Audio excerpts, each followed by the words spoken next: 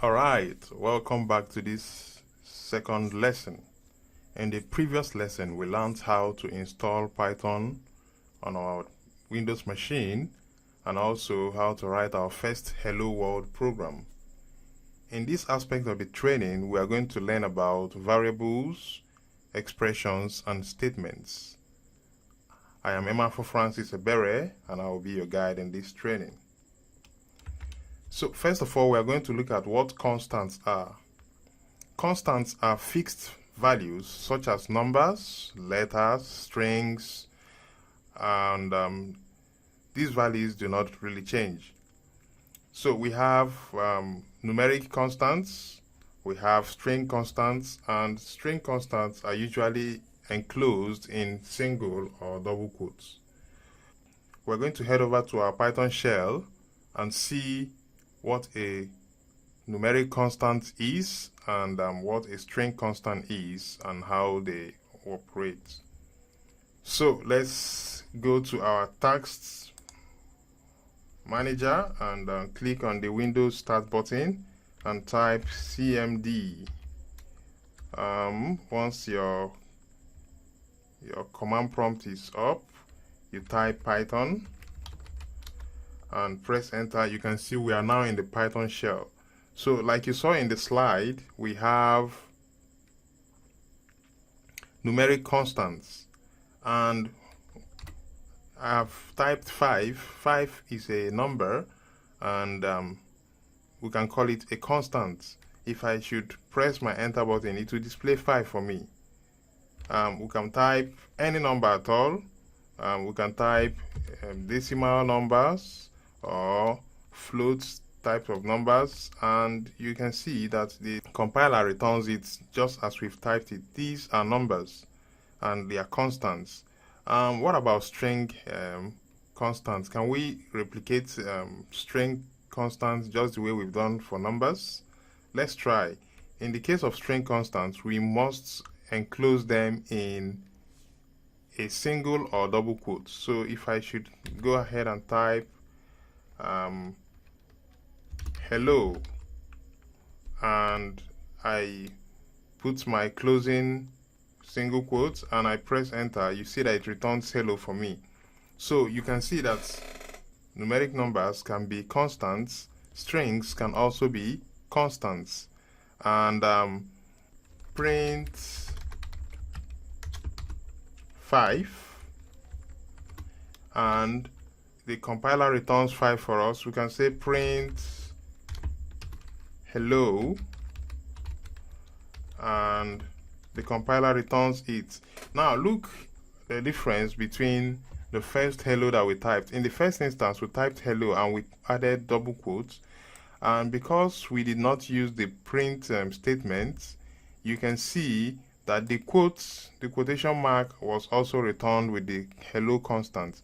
But when we introduced the print statement and we typed hello, you can see that the quotation mark was not returned. So these are the basic types of constants you will be experiencing in Python programming. We have numeric constants, we have string constants. They are the two basic types of constants. So we're going to look at reserved words. After we take a look at reserved words, we can now be able to learn about variables and expressions. So let's head back to our presentation. So right now, we are looking at reserved words. What are reserved words? These are words that cannot be used as variable names. Variable names. They cannot be used as variable names. The question now is, what are variables? So let's look at what variables are. We can have date is equals to, let's say age is equals to 7. We can say name is equals to Francis. Now, what are we doing here? We are using variable names, age, to store the value 7, and we're using another variable name to store the value Francis. So here what we do is we assign the value of 7 into the variable name age, and we assign the value Francis into the variable name name. So we can go ahead and print these variables from these variable placeholders. I'll just say print age, and you see that the compiler returns 7 for me. And if I say print name, it returns the name I've typed in. So we are going to look at creating variable names. But before then, let's head back to our presentation and see some of the reserved words that Python has that cannot be used in making variable names. So what are reserved words? Reserved words are words that are used by Python programming compiler to carry out some functions. For instance, we have false, we have class, we have return, we have is, we have finally, none, if, for, lambda, continue, true, def, from, while, non-local, and, del, global, not, with, as, elif, try, or, yield, assert, else, import, pass, break, except, in, raise. All these things are reserved words, and if you try using any of them as a variable name in your variable name declaration, you will be encountering errors. So we are going to see in our interpreter how these cannot be used as variable names. But let's take a look at what a variable name is. A variable name is a place in the memory where a programmer can store data and later retrieve that data using the variable name. You have seen that in the example we gave, where we added 7 as the age of a person and then Francis as the name of a person. So variables can change their constants. The constants in the variables can always be changed, or the content of the variables can always be changed. So here we are assigning numbers to variable x. Here we assign 12.2 to variable x, and here 14 to variable y. And we can print the contents of these variables from the interpreter or from our compiler, and Python will recognize that these are variable names and will just retrieve the content of the memory where it was stored. So let's head back to our interpreter and see this in action. So we can say the value of 12.2 is being assigned to x, and the value of 8 is being assigned to y. So we can say print x, and it will retrieve 12.5 as was stored in the memory. Remember, we assigned 12.5 to x, and when we said print x, it returned the value of 12.5 to us. So also is the value y. If we tell the interpreter to print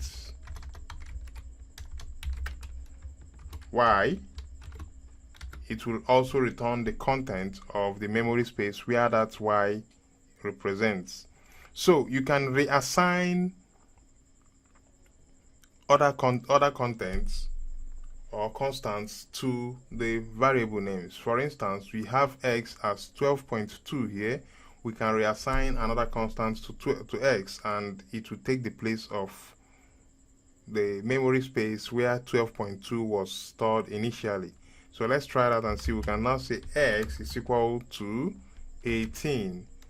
Now if we say print x, it returns 18 for us. So we can always reassign the constants of a variable. We can always change them as we run along in our program. So Python is a dynamically programming language that allows us to reassign constants, and it's important you take note of that.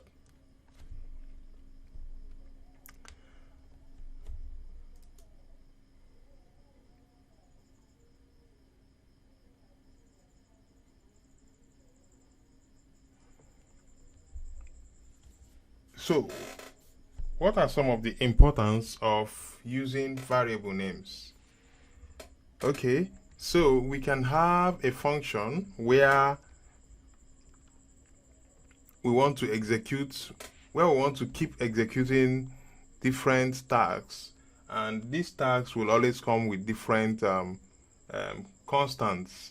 So how do we get those to pass into the function without specifically putting the values? These are where variable names comes in. So variable names are very important in dynamically creating content of functions and changing them at will.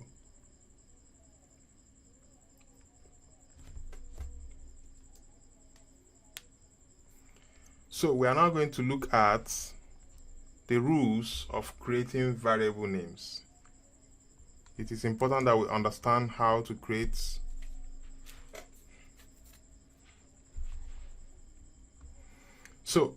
creating variable names has rules that guide them. Every variable name must start with a letter or an underscore. A variable name must consist of letters, numbers, and underscore. Variable names are also case sensitive. What does this mean? We cannot expect spam to be equal to or same as spam or same as spam. They are all different. So we are going to take a look at this in our interpreter and see how it works. So I head back to my interpreter and I'm going to create variables.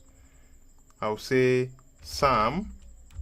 Now this Sam, I specified all the variable names or all the characters in small letters, and I'll say Sam is equal to 8. Now I'll create another variable name Sam, and I'll assign 13 to it, and I'll create another variable name Sam, all capital letters, and I'll assign 25 to it. Now I want to print Sam, the one with all small letters. You see that it returns 8 for me, just as we have assigned it here. It returns 8. And if I go ahead and print Sam, you see that this time around all capital letters returns 25. So what this tells us is that even though the pronunciation of the word is the same and the letters of the words are the same, the capitalization matters. So if it is all caps, it is different from titled case or all lowercase. So other rules that guide your variable name generation includes you cannot use a number to start a variable name. You cannot say 3 Sam. 3 Sam is equal to 6. If you do that, Python will automatically throw an error and tell you that this is an invalid syntax. You cannot start creating a variable name with a number, but you can start creating a variable name with an underscore. You can say underscore Sam equal to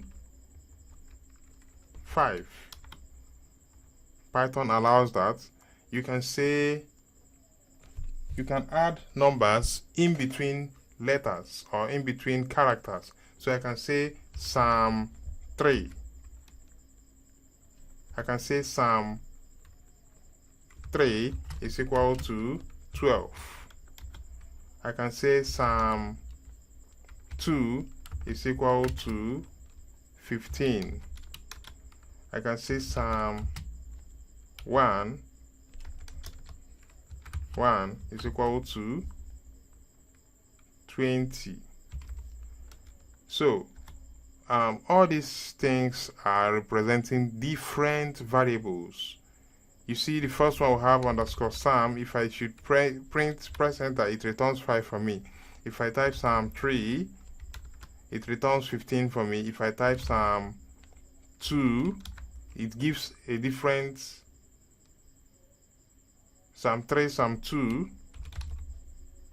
sum 3, and sum 1. All of these have different contents in them, different contents stored in them, because we've used numbers to differentiate them. All right? Or you can also use an underscore. So these are some of the rules that guide in creating variable names. Another rule is that you should try and make your variable names to make meaning. For instance, don't say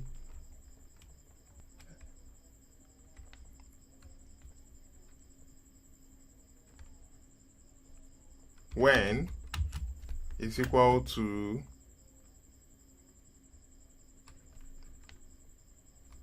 15. Now, if someone that is not really, if your program does not really have documentation, and somebody is looking through your code and sees when equals 15, the person might be wondering, what does this really mean? But it doesn't really mean that you cannot choose any variable name for your constants, but it is very important that you use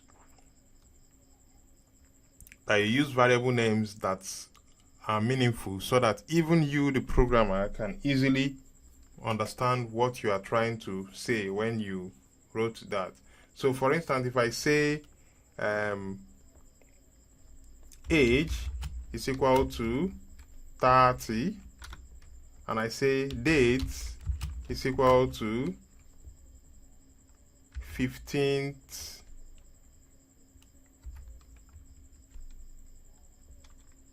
and I say time is equal to 12. These make sense, and somebody can easily attribute the numbers to the variable name and make sense out of them. But when you use something like just randomly generated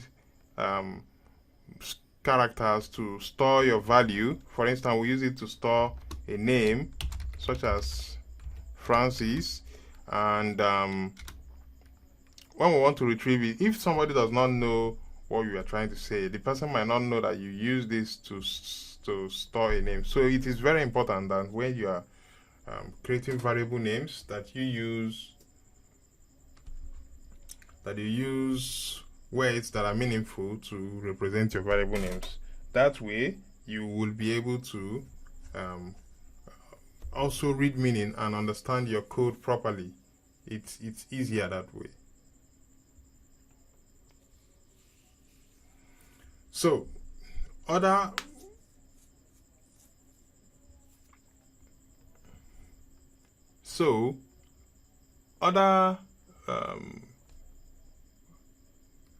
things you should note about variable names creation includes that you cannot use reserved words. For instance, you cannot use for as a variable name. You cannot use for as a name.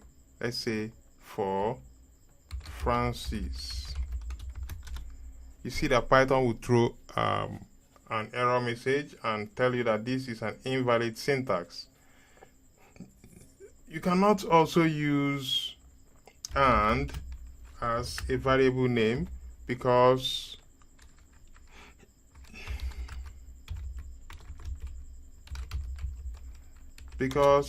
and is a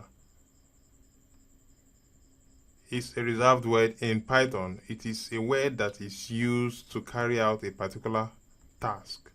So Python knows these words and values them for the execution of some key task. So you cannot use them as variable names.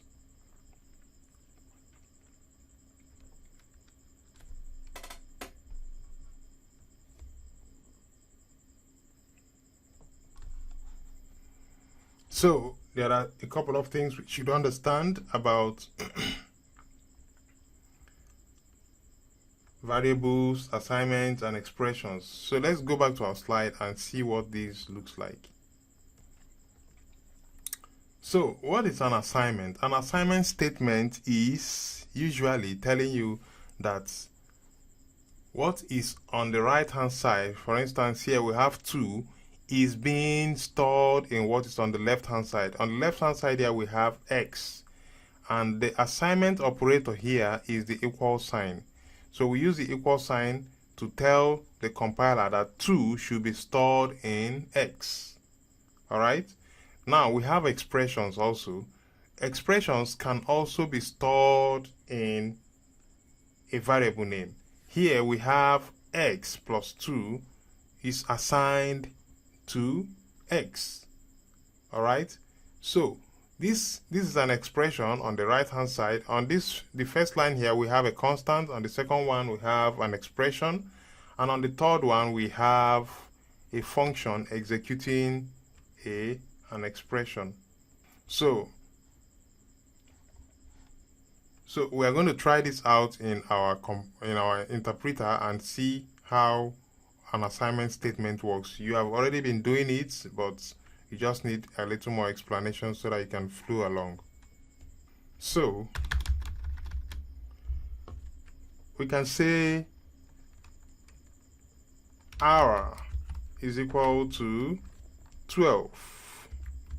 So what have we done here?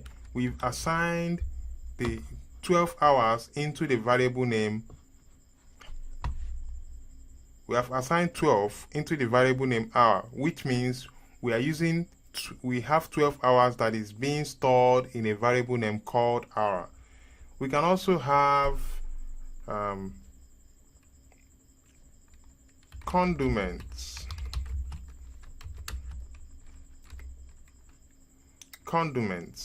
and we say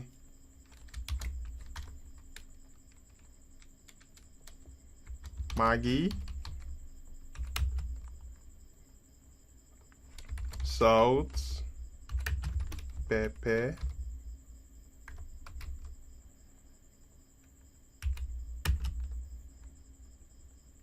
onions, etc. So here you can see that we assigned string constants into the variable name condiments. So you can use variable names that are sensible, that make sense to assign, to store variables. Here we have a list of condiments stored inside a variable name called condiments. We can also have an expression. We can have rates, or we can have salary is equal to hour times 30. So what is this trying to say? For instance, somebody works for 12 hours and each hour is multiplied by 30 to get the salary. So here the person has worked for like 12 hours, and when multiplied by 30 it gives us the salary. So this is an example expression. This is an example of an expression. An expression is when you have an operator in between two variables or two constants, and both of them are being assigned to a variable name. So this is an example of an expression. This is an example of a constant. This is an example of a constant also being assigned to a variable name. So we have here constants being assigned to a variable name, constants being assigned to a variable name, an expression expression being assigned to a variable name. So, how do you differentiate between a variable and an expression? An expression must have an operator. There has to be an operator that shows that a computation or a form of operation is happening on the right hand side, and then on the left hand side we have the variable name that stores the operator that is being worked upon.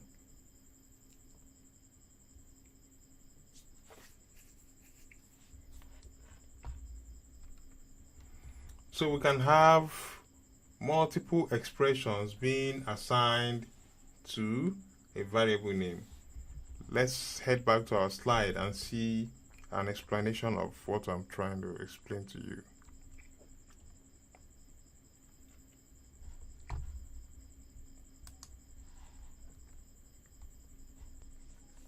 So here we have an assignment statement. We can assign values to a variable using the assignment statement. Assignment statement, which is the equal sign to assign values to a variable. So here we have an expression being assigned to the variable called x. So we have 3.9 times x times x times into brackets 1 minus x. So all this in this box is an expression, and they are being assigned to the value of x, the variable of x. So let's head back to our Python shell and see how precedence takes place in an expression. So if I have x is equal to 3.9 times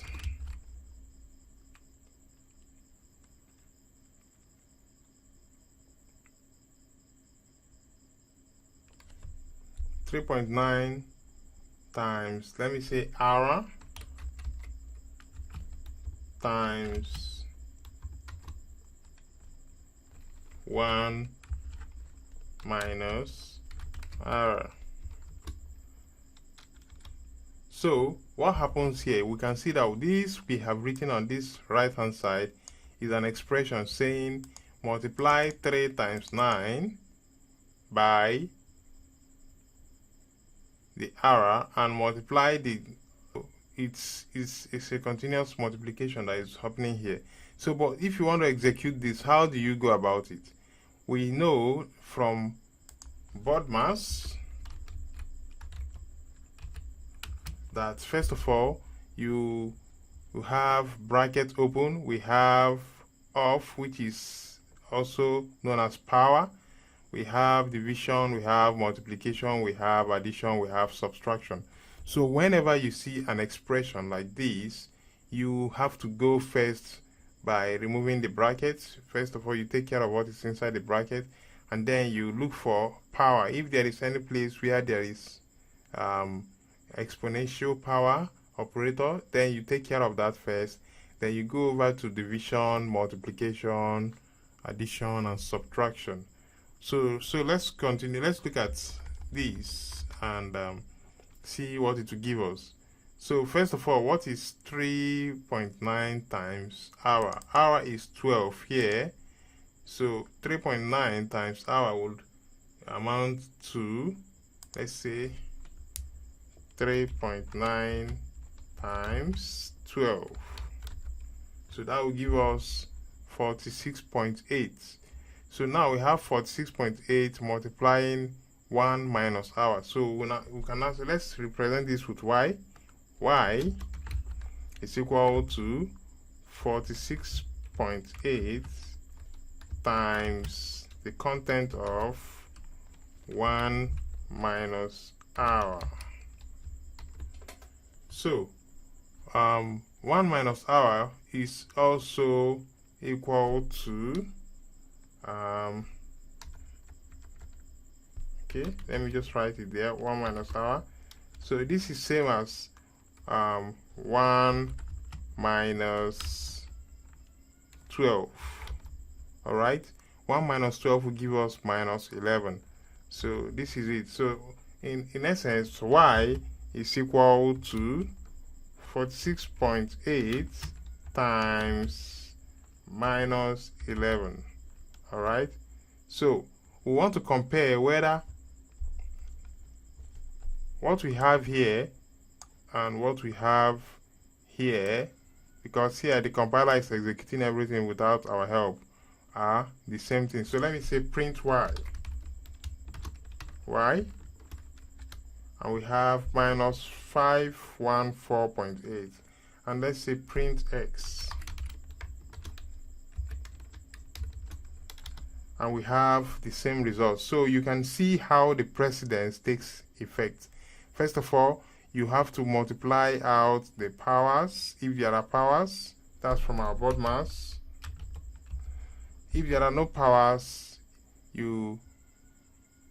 okay, so you can start with the brackets open. You go first, you treat what is inside the bracket, and here we have what is inside the bracket as 1 minus 12, which will give us minus 11.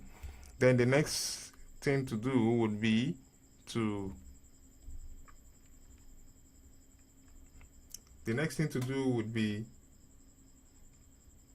multiply out every other thing, since the multiplication sign is the same for all the remaining expression. So once you do that, you get this as your result. So let's head back to our slide and see what an expression is. So what is an expression?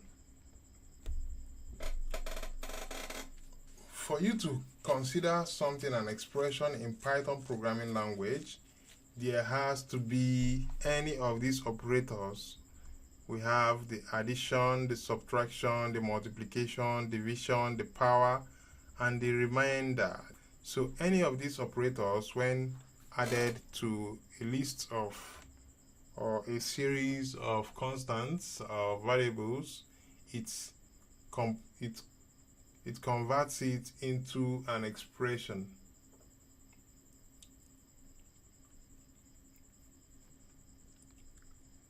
So let's take a look and see how other expressions work in Python. We have the addition, subtraction, multiplication, division, exponential, and the remainder. So let's say 5 plus 4. This is an expression, and when we press enter, it will automatically display the result for us. So you can see 5 plus 4 is 9. This is an expression. But in this expression, we did not assign it to any variable, so it looks as though we are just doing simple computation. But let's just assign it to a variable so that we can see how you assign an expression to a variable, and you can also print the variable to get the content that has been stored in the memory. So let's say y is equals to 5 plus 4. So if I say print y, I get 9. This is exactly similar to what we have here. So in essence, what the variable names do is just to hold the constants and save them in the computer memory.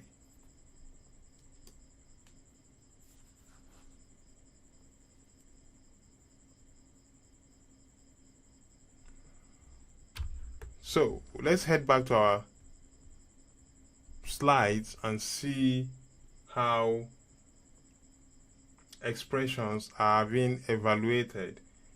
I recall I told you earlier on that expressions must follow a particular order which board mass represents. So in mathematics, the power takes precedence over every other operator. For after a power, we have division and multiplication on the same level, we have subtraction and addition also on the same level. In the case of subtraction and addition, what you have to do is just to follow the order at which it progresses. So if you have an expression that has a lot of operators all merged together, you must use the BODMAS feature to be able to articulately carry out the computation. So what are the order of precedence for operators in Python programming and in mathematics in general? Here we have parentheses, which is the bracket open. We have the power, which is to multiply by the power, the number of power given. Then we have the multiplication, which is doubling stuffs or tripling them depending. And then we have that operators must take precedence from left to right. From left to right. The only